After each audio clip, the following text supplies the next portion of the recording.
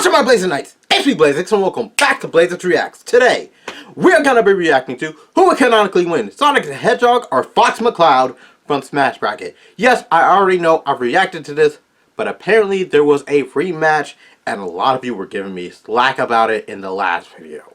So now, we're just gonna react to this one to see who would actually win. Would Sonic take the dub, or would Fox actually win? Who knows? Let's find out in the reaction. Want to go check out the channel? The link will be down below. Want to go check out the original video itself above? I can go check it out. Let's jump right in. Without further ado, Blazeix Reacts. Let's place in action. Who would win in a fight between Sonic the Hedgehog and Fox? I'm Ink, and this is Smash Bracket, the show where we put every character from Super Smash Bros. Ultimate into a giant animated fighting tournament to figure out who's canonically the strongest. This episode is the second in a line of remakes of our earliest episodes, with updated research and new animation. We heard your concerns last time, so this time around we've reevaluated everything from the ground up. This time we're really going to get into the nitty-gritty details and finally find out once and for all who would really win between Sonic the Hedgehog and Fox McCloud. And to start things off, we're going to talk about the most famous hedgehog of all and dive into the Sonicverse. How do you know I'm not the most famous hedgehog? You never know.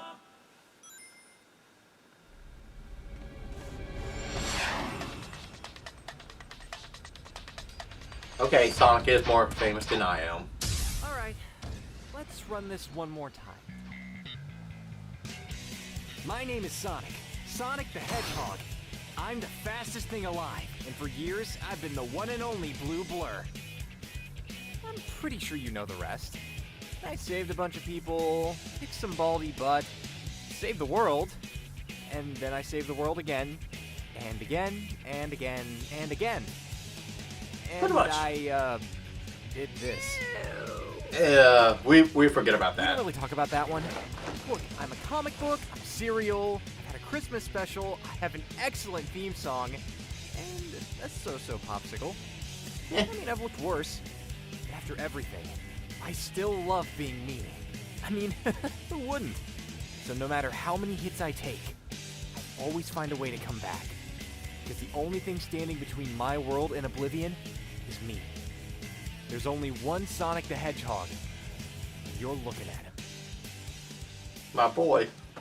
Sonic has had a long history with countless games and abilities to go through, but behind them all is a drive to go fast, live free, and do what's right, while facing off against evil with ruthless, emotionally devastating burns.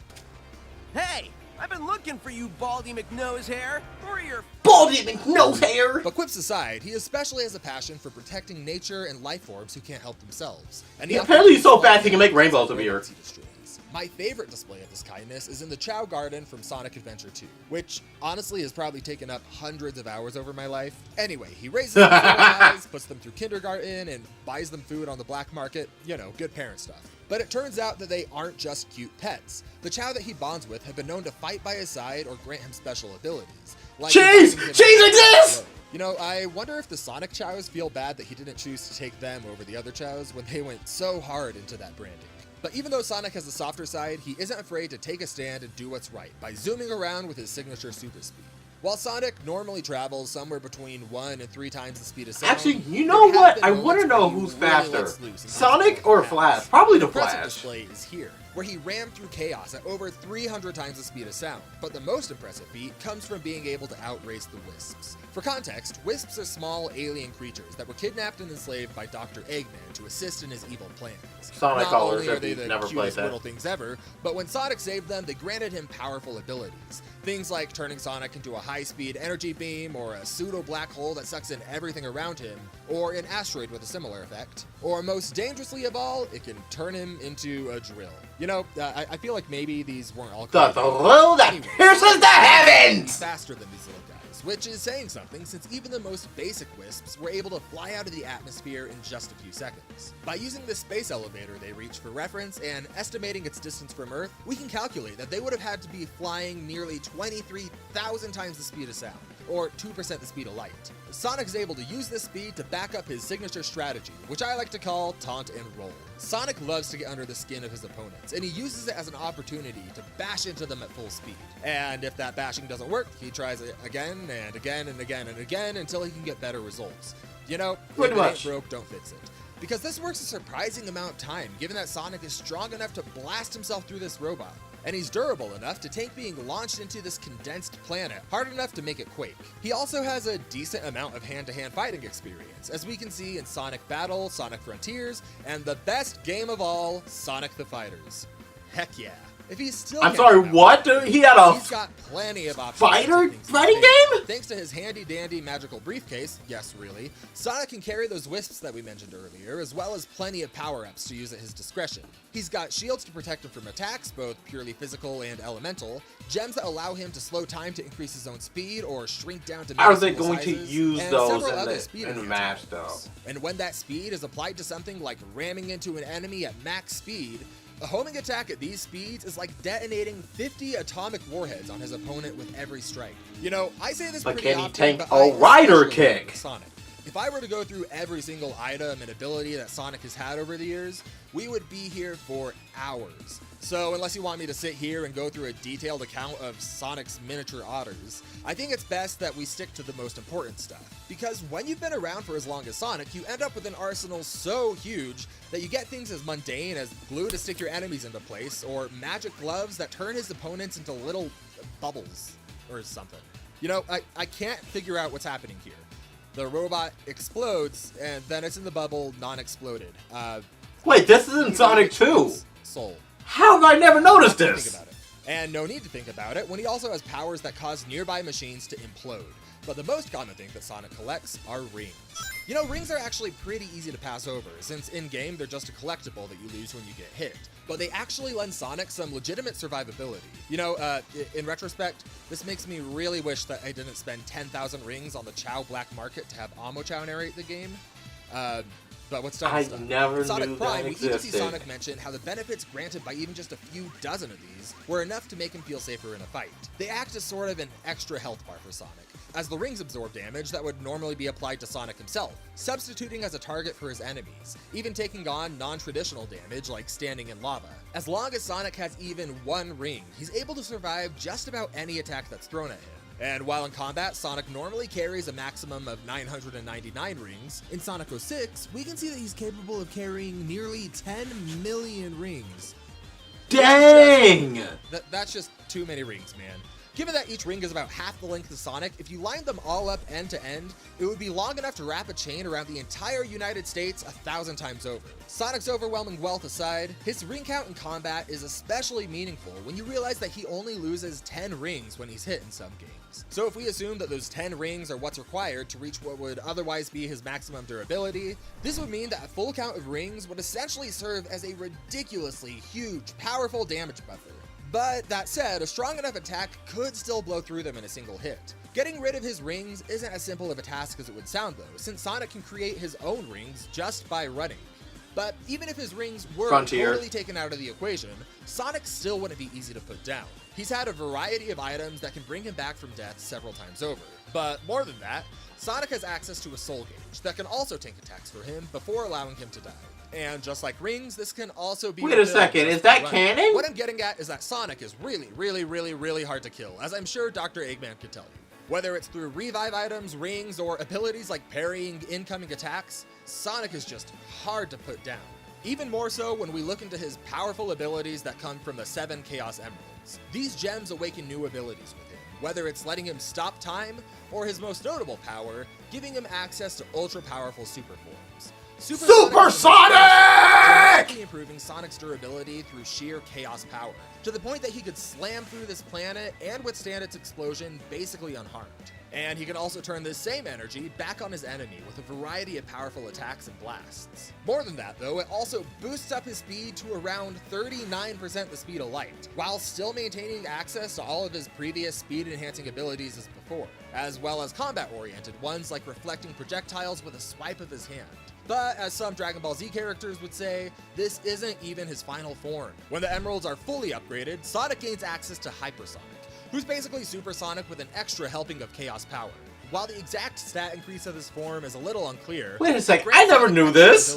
Like a flash that wipes out all enemies from the area. And Again, while these Chaos this Emeralds wasn't in- are incredibly powerful, they aren't without their weaknesses. Maintaining Sonic super forms requires a large amount of rings, and so they're on an inherent time limit. But even so, these forms aren't totally invincible. They take about half a second to activate while swirling around Sonic. so it's not exactly instant, and they've also been shown to break from strong enough attacks. But even so, Sonic's transformation... Knuckles did knock and Sonic out of super Supersonic one time. forms. He also has had access to a bunch of different transformations over the years, ranging anywhere from a Werehog to a powerful Excalibur form that doesn't even require Chaos Emeralds to activate. Instead, But he doesn't have the access to sword that one Caliber, anymore. which when upgraded by 3 Holy Swords, becomes the legendary blade Excalibur, which turns Sonic into a golden-clad magic knight. You know, That too looks I fire. can't tell if this looks awesome or stupid, but I think it might be both. It just looks awesome, man. My unstoppable blue blur. Even when existence as we know it was threatened by deadly enemies like Solaris and Time Eater, Sonic was there to stop them. And even though many of his more threatening enemies, like the ones I just mentioned, don't show us on-screen feats of what they're fully capable of, Sonic has gone up against world-threatening enemies time and time again, with pure bravery, a dash of humor, and a desire to protect those in need. He's just an The anime Lilac protagonist, Sisters let's all be stories have real. been told for decades about a legendary mercenary who roamed the galaxy to protect those in danger and guard the universe from destruction, with little thought to their own personal gain. This person was said to be the best of the best, the kind of fighter who made villains tremble just by hearing his name. This was Fox McCloud. All right, Fox boys. McCloud! Rock and roll.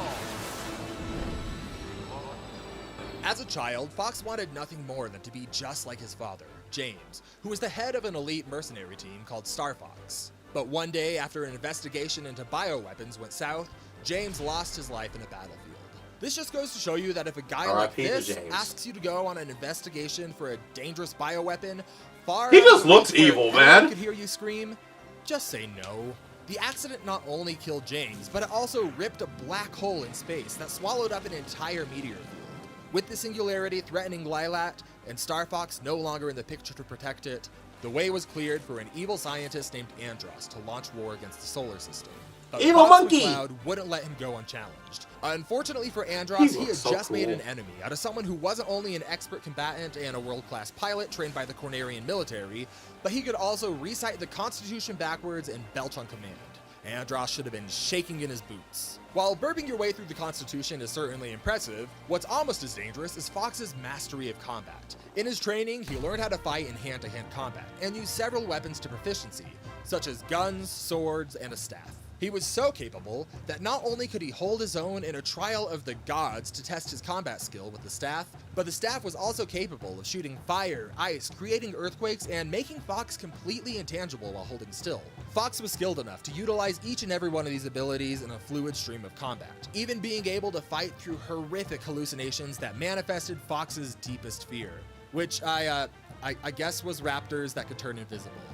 That's so Fox was going to need more than just his own skill to defeat Andros, so he recruited 3 other team members to reform Star Fox and lead them to victory. Each of these pilots brought a new set of skills to the team. Slippy was an ace mechanic and weapons expert. Thanks to his talents, Fox was also able to use a huge variety of weaponry that Slippy and Doesn't his he father have, like, developed. Missile metal launchers, Gatling legs? guns, Because sniper rifles, grenades, the, cluster bombs, and his most powerful weapons of all, his the legs Demon gonna Sniper, handle it? Demon Launcher, and the Fireburst pod. Each of I these think I read able to somewhere that take his down legs an R-wing in a single shot, is along but with even his, his most basic weapon was deadly, Nakama's his laser legs blaster. are Similar models metal. to Fox's were able to completely vaporize carbon copies of Andros, while Fox and his crew were adventuring as a group of ragtag pirates. Long story. Anyway, to vaporize something of this size, it required the energy of Why? nearly 5 tons I don't know of why. TNT, which is packing a heck of a punch for something so easy to fire. And Fox can mix these in with utility items like invisibility, jetpacks, and turning into a dinosaur, which Slippy really just threw together in a few seconds and then airdropped it to Fox's watch while he was in prison. But dinosaur That's powers all- and base weaponry aside, that's all clap it the up team for Slippy, also man. developed dangerous items to use in their training together. Things like invisibility cloaks, or transposers that swap the pilot's positions with their enemies to set up trick shots, or deadweights which completely That's bring actually things pretty that they cool. touch to a halt, or the Firebird, which engulfs the ship in flames and instantly kills anything near it. Thanks to Slippy, Star Fox had a solid foundation to take on anyone that they need to. Which brings us to our next pilot, Falco Lombardi. He was one of the few flyers in the galaxy that could give Fox a run for his money in a dogfight. Being just as good, if not He's better, Vegeta. with combined skill, the Star Fox team was able to push their flying skills to a whole new level. More than anyone else, Falco was willing to go for maneuvers that other pilots would be way too scared to even attempt. Things like flying into his own attacks to launch them at even higher speeds. Which is really saying something because these ships are fast. In Star Fox 2, they were able to traverse the entire Lilac system in a matter of minutes, which would require a travel speed of nearly 190,000 times the speed of light, before even accounting for the various methods of increasing their ship's speed, which would bring them up to over 670,000 times the speed of light for travel. This was no sweat for the R-Wing in their Corridor mode, a form of the ship that allows them to fly at full speeds in a relatively straight line. But in order to have combat maneuvering, they needed to activate all range mode, which still was able to travel at speeds of nearly 40 times the speed of light after modifiers are on. That said, having I swear, if Fox just wins again and you guys just made me watch this stuff because y'all gonna get a near full out of me. Over hundreds of thousands of miles, making this max speed a little unwieldy in a fight. That doesn't decrease their overall travel speed. I mean, they were still fast enough to outrun a massive planet exploding, turning what would have been lethal damage into barely enough energy to wipe out a fifth of San Francisco by the time it caught them. That is not San Francisco! Not what I expected from a planet exploding, but they got really far away from the center of the explosion before it caught them. But despite these massive travel speeds, Falco and Fox also showed us what R-Wings are capable of in very tight quarters. In the comic with a very strange name, Farewell Beloved Falco, Fox and Falco get into a dogfight to see which of them is the better fighter. Near the end of the fight, Fox drops this, which appears to be a variant of the light torpedo used in the Star Fox submarines. By the time it took the explosion to fully form and expand, Fox and Falco were able to have a battle pulling out all the stops that they had. So how fast was this? When comparing the rate of this explosion to what we see from the light torpedoes in Star Fox 64, and accounting for speed modifiers, Fox and Falco and their R-Wings would be capable of maneuvering at 2,090 times the speed of sound. And we can also see Fox and Falco themselves maneuvering at incredible speeds here. By looking at the speed, Falco would have to move here to bring his arm up to his face and then back to his steering mechanism before his ship passes through the explosion. He'd have to be moving nearly 46 times the speed of sound, which honestly sounds like a bit of overkill for Fox needing to dodge dinosaurs in his very next adventure. Velociraptor, more like Velocity Raptor.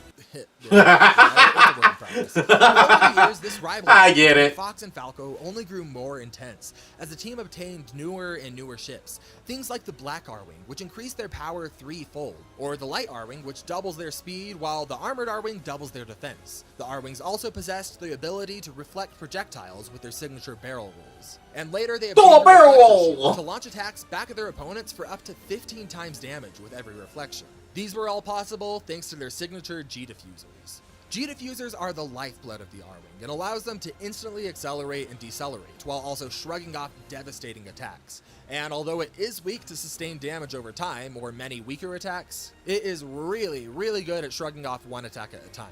But no ships were more dangerous than the ones the team obtained in Starlink during the battle for Atlas. When meeting with space adventurers in another part of the galaxy, Star Fox gained the ability to ships on the fly, and also to new weapons. Time stops, temperatures approaching nearly absolute zero, or temperatures that are hot enough to melt steel, speed-sapping vortexes, or the ability to turn their ships into battering rams to add elemental damage on top of its physical power. And these can all be significantly upgraded with special armor and weapon upgrades that can be switched between instantly at will. And these can also provide some serious benefits, like automatically reflecting projectiles, permanent invisibility when not attacking, and immunity to all status effects in the game, or inflicting freezing damage or time stops on anyone who touches them or drops them beneath 30% health. But even if they were destroyed, is he that going wouldn't be to as big use of a a problem lot of as them in the this ships fight? can instantly rebuild That's themselves my into another question. ship to keep on fighting. And it can do this over a dozen times before being out of commission. When using these ships, Fox also gained access to a special summoning ability called Rock and Roll, with which he calls an ally in for a short amount of time to assist in combat. Anyway, point being that these ships are an incredible threat to anyone that they face. Which brings us to our final core member of the team, Peppy Hare. Peppy was on the original Star Fox team with James McCloud and has far more experience than anyone else in the crew.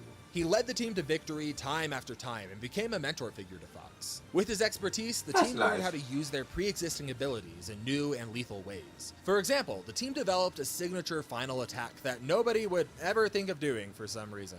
Fly your ship into something at maximum speed, which, honestly, if done at maximum speeds, is incredibly damaging. And that damage You can be mean just boosted even kamikaze-ing? armor and Starlink, making its output equal to 2.48 zetajoules per centimeter squared. That would be like hitting you with a bullet with the force of 38 million nuclear warheads behind it. In their all-range mode, they can even fly into meteors at their maximum speed, for a durability equal to 866 megatons of TNT per centimeter squared. And that's before even applying durability modifiers. Peppy's guidance mixed with Fox's own strategy allowed Star Fox to take on universe-threatening foes. It probably helps that 90% of the time the best strategy is shoot the glowing things that come out and circle around the boss as fast as you can, but I mean, no need to look a gift alien in the mouth. Together, the Star Fox team fought through thick and thin, defending the solar system and eventually taking down Andross and avenging his father's death. But there was still one force that he was never able to beat. The 80-year mortgage that Fox inherited from his dead father for the Great Fox. I'm sorry, what? That puts Tom Nook to shame. But anyway, despite the losses that shaped his early life, he was finally able to beat the odds and show that he really was the best of the best. But that didn't last long. A few years later, he'd be forced to fight battles against beings capable enough to rip apart planets. And along the way, he met the final permanent member of Star Fox, Crystal. Fox and Crystal instantly fell in love at first sight, which you can tell from the romantic saxophone music that comes out of nowhere when Fox lays eyes on her. Wow. She's beautiful. Is this a real thing? Fox vanquished the threat on her planet and won her affection. And he was able to do this thanks in part to creatures called Baphodads, which can revive Fox after a lethal blow 9 times in a row. During this adventure, Fox had pretty much run out of money, and his group's equipment was at an all-time low. But the R-Wing still packed a serious punch. In a single shot, it could vaporize... They couldn't take the R-Wing? And with a smart bomb, it could do the same thing to 20 Like repo it? meteors, which is doubly impressive when you realize that Fox himself is able to tank these same smart bombs with almost no issue, which would require enough durability to withstand over 5 atomic warheads hitting him head-on. But the peace after this battle didn't last long, and soon the galaxy was under attack by another alien species called Aporoids that posed a threat to the entire universe. There were more stakes than there had ever been, and in this fight, Fox pulled out all the stops to save the day. But he lost many friends along the way, and was even forced to shoot down his own commander before wiping out the species and winning the war. This left Fox emotionally traumatized. He lost his father, he was forced to shoot down a lifelong friend, and he led his teams into a battle that nearly cost them their lives. This took a serious toll on the team, causing each of the members to leave Star Fox for good. And when the universe came under threat a few years later, Fox was at an all-time low. He'd pushed away the only woman he'd ever loved, cut off ties with his best friends, and almost certainly never paid off that 80-year mortgage. He was not in a good place here. But in spite of the depression, he managed to pull himself together just enough to save the universe one last time. And in the battle to do so, he managed to reforge his old friendships and reconnect with Crystal. And he even went on to start a family with her. Fox's story is one of perseverance through devastating loss and grief that nearly cost him everything that he loved. But through it all, whenever danger showed its face, Fox would still be there to defend those who relied on him with a skill and professionalism that was nearly unrivaled by all. And he did this by relying on his friends, trusting his instincts, and never giving up. Alright, now that our fighters are set, I want to take a quick minute to tell you about a way that you can seriously step up your video editing skills. I know many of you either create your own videos or want to create your own videos, and that's why we partnered up with Mr. Horse's Animation Composer and Premiere Composer. Mr. Horse? These all the time, and it saves me hours. Let's say I wanted to show something like, I don't know, Waluigi pops on the screen, jiggles like Jello, and then shrinks out of frame. Normally I'd have to do this step by step, keyframing every single part along the way, but with Animation Composer, I just need a couple clicks and it's done. It's also got text pop-ups, backgrounds, transitions, special effects, hand-drawn effects, and even a fully customizable sound effect library. If you want to step up your editing to the next level, I seriously cannot recommend this enough. If you want to check it out and toss some money toward the channel as well by doing so, the link is in the description and I would really appreciate it. But with that out of the way, let's get into the fight to find out who will advance on to the next round of the Smash Bracket. I don't know. I kind of like my editor. I kind of like my editing software. 8-Man Land! Come catch this work, Sonic!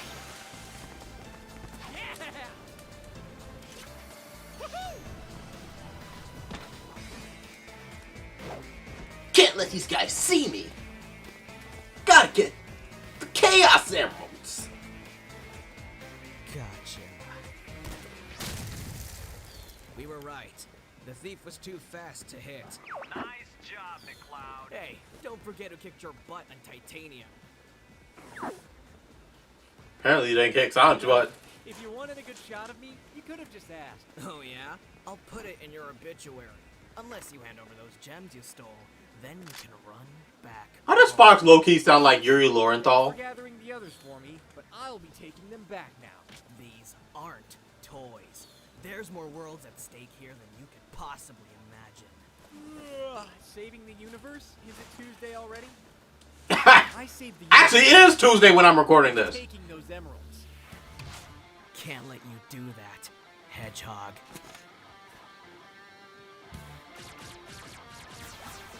Okay, Fox is on the offensive. But Sonic's got the upper hand when it comes to his speed. Rock and roll, boys! Destroy that space elevator! He's not getting away again! You got it, Fox. We've got this one, Starbuck! That'll be harder than you think.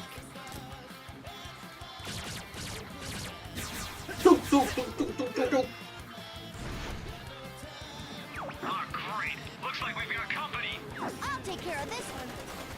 Oh! The squad pulled up! They actually had the squads fight. Eat this!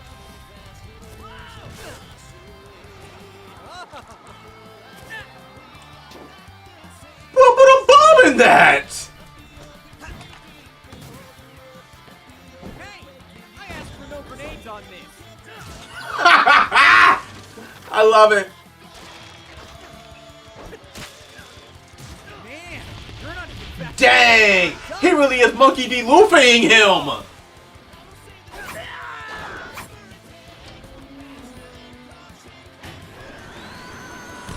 Oh! Spin the Ferris wheel. Spin the Ferris wheel! Ooh! Okay, Sonic, you got this.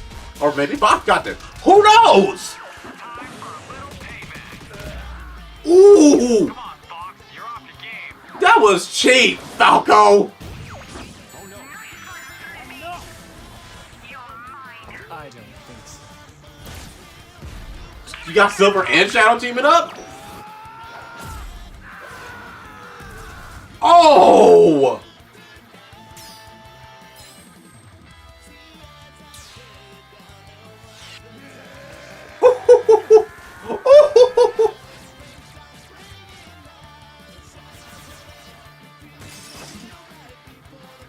You... Any idea what you just did? The people you put in danger? That Sonic sound like Goku. No one's suffering on my watch, but you're going to regret making me do that. Ha! Slippy, Oh yeah, you're the one that shot the Chaos Emeralds. fix them. I've got one on me!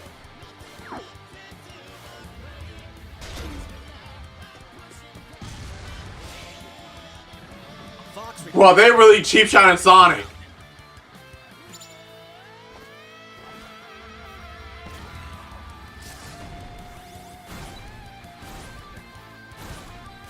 Bro, Sonic, you going so slow. Time break! Let's cut you down to size. Why don't you stick around? what the Got him. Got him.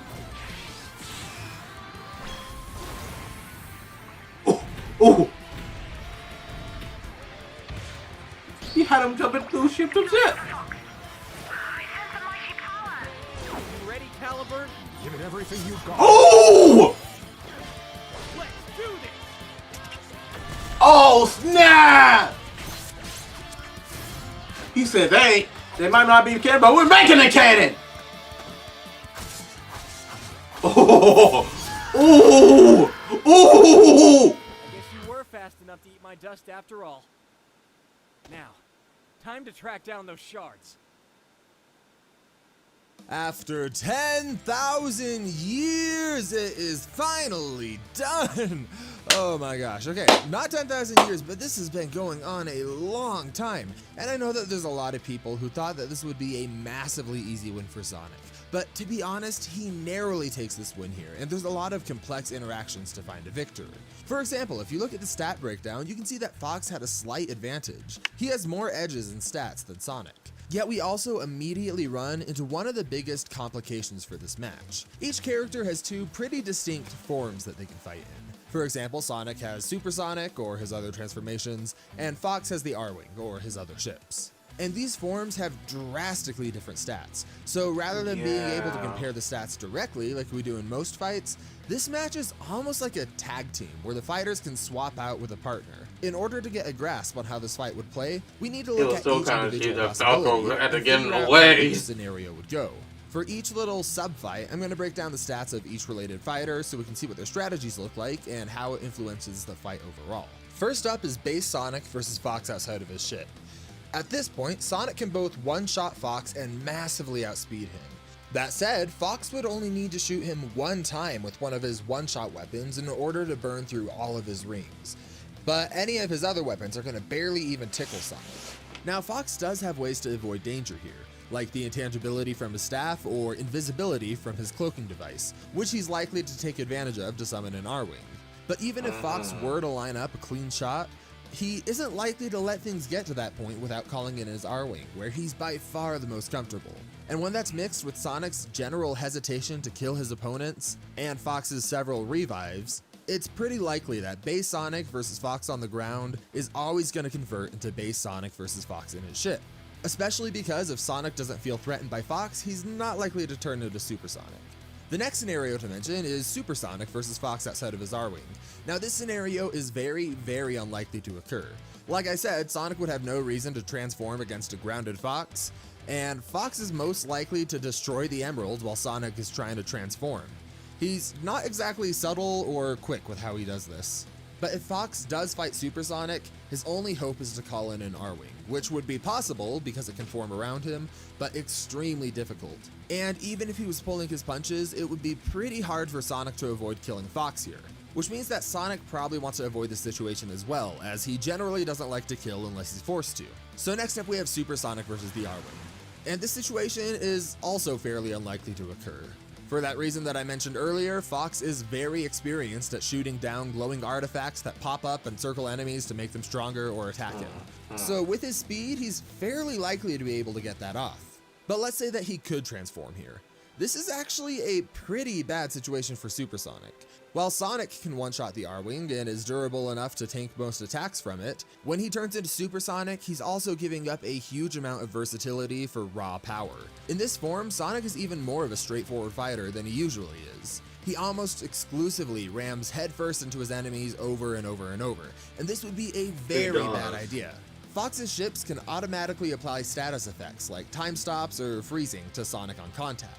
Fox could also activate the Firebird, which would instantly kill Sonic when he's within 30 feet of the ship, regardless of his durability. And even if Sonic could destroy the R-Wing here, Fox has 13 ships that are almost identical in strength and would instantly replace them. He just kept jumping back from ship to ship. This dynamic is combined with the fact that a rolling attack would be way stronger than anything Supersonic has ever endured, when done at its maximum speed, of course. This is a super tough matchup for Supersonic. Does it have to be a maximum Sonic does speed? have the advantage that a single rolling attack would be a huge commitment since it would take him across the entire solar system. But when all of these things that I mentioned are combined with Fox's ability to stop time and his own immunity to time stops, things just become much more likely that Supersonic bashes into the R-Wing over and over and then accidentally takes himself out of the fight. So the last scenario comes down to base Sonic versus Fox in the R-Wing.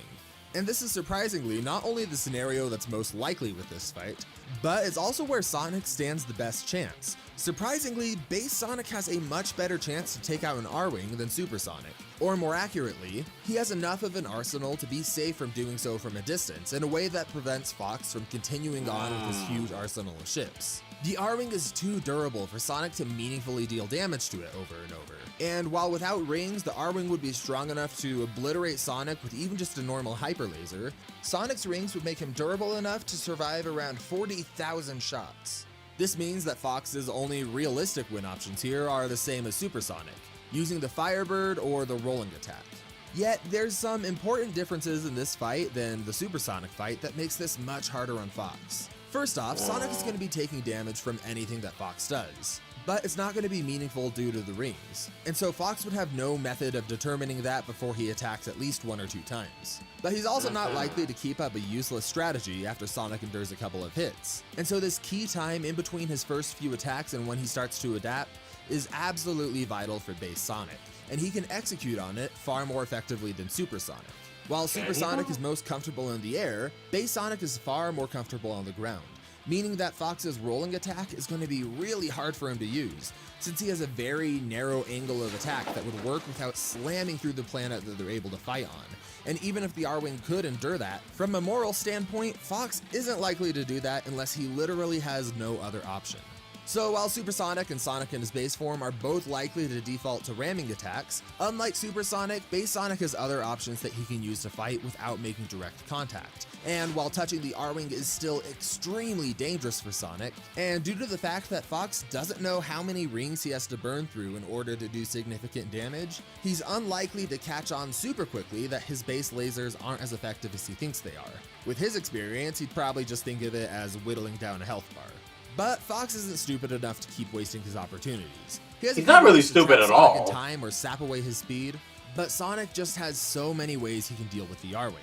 For example, he can use the Jade Wisp and phase through the R-Wing, grabbing Fox out of his ship, which is probably the most likely outcome here, as it allows a chance for a non-lethal victory, and it would probably so unknowingly much to Sonic reception. get around all of these instant death methods that would happen from touching the R-Wing, especially things like the Firebird. But should he decide that he does need to finish things lethally, which again, he's not super likely to do, he could use things like the Violet Wisp or Ring Time or Detonate, any of which would instantly destroy the R-Wing, and the first two would probably take Fox along with it. Now, this doesn't mean that the R-Wing doesn't have some significant advantages here. For example, it can turn invisible for up to 4 minutes. And Sonic honestly doesn't have a great way to deal with this. But for the same I don't think reasons that he's I really mentioned doing earlier, anything Fox is that's likely been to waste his first few really opening invisible. shots on his standard arsenal. Wait a second. Meaning that even if he can't see the R-Wing, seeing I that think these he fought lasers an are enemy being in blasted from Sonic a very Adventure 1 or specific 2. place gives Sonic that prime window between the first few attacks from the R-Wing and when Fox starts to adapt. Given his superior speed and ways that he can enhance his thinking time, this small period is likely going to be all he needs for Sonic to figure out how to destroy the R-Wing. Overall, this fight is incredibly close. Star Fox as a series isn't talked about super often within the Versus community, but it's a serious Not threat, at and Sonic all, narrowly took actually. the win here. In the end, Fox is a better strategist, and against a slower opponent, he'd be able to end the fight instantly. But between Sonic's speed and his rings keeping him in the game, like I said, he has that prime window to adapt and take Fox out of the fight. Along with his high maneuverability, that would make it hard for Fox to land his most lethal attack, the rolling attack.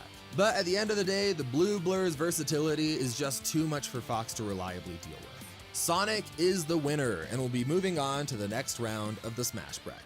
Whoop whoop. Next time on the Smash Bracket. Who's the matchup? Pokemon Trainer? Who's he? Who's fighting him?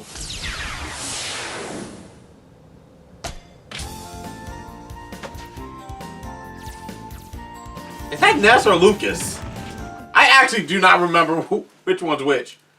Sometime later.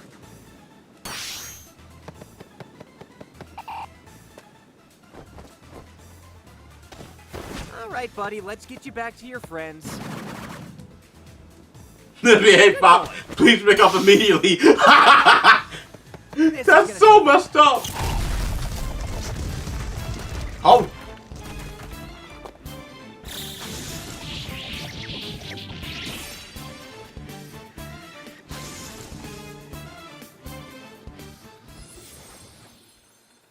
We need your help.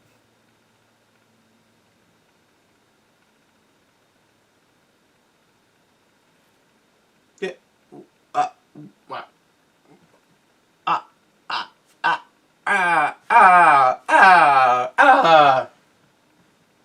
I'm sorry, what?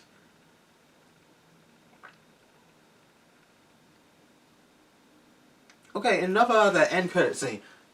Let's talk about the amount of research they did for this video, because good lord did I love it. Like, I applaud them, and they saw my comment in the last video, but I love that they put in so much research for these death battles, because it actually makes it more reasonable as to why characters win. rather than just, oh, they win because this character couldn't react fast enough, or this character wasn't strong enough or fast enough. Like, there's actual research to back up the claims that this character won because of this reason, because of this outcome. And this, it's never just, oh, whoever has the super form first loses. Something Death Battle clearly needs to learn from. But anyways, I love this. And I was wondering why you guys were just like, oh, you should have watched this other than the other one, but because this one's not right. But you know, whatever, it happened, and I finally get to see it. I finally get to see it, and I'm happy with the results of this. Like, this was really good, and I love the research to even back it up. Like, this was great. I loved it. Anyways, I do hope you all enjoy. Be sure to leave a like, add to your favorites, want to see more Scorching Hot videos from this channel, subscribe. I make videos weekly or daily depending on my schedule. Have any requests for reactions whatsoever, leave a link to that video down below. If there's something I'd be interested in, like Pokemon, Sonic, Mario, Benton, or TMNT, and I will definitely react to it. Our goal is to hit 10,000 subscribers, so let me reach that goal, and you will get a special video from yours truly. With that being said, I hope you all enjoy. Stay tuned for more videos, and remember, many hearts never apart. Well, I'm out, Blazing Knights. Blazeix, blazing out! Until next time, take care.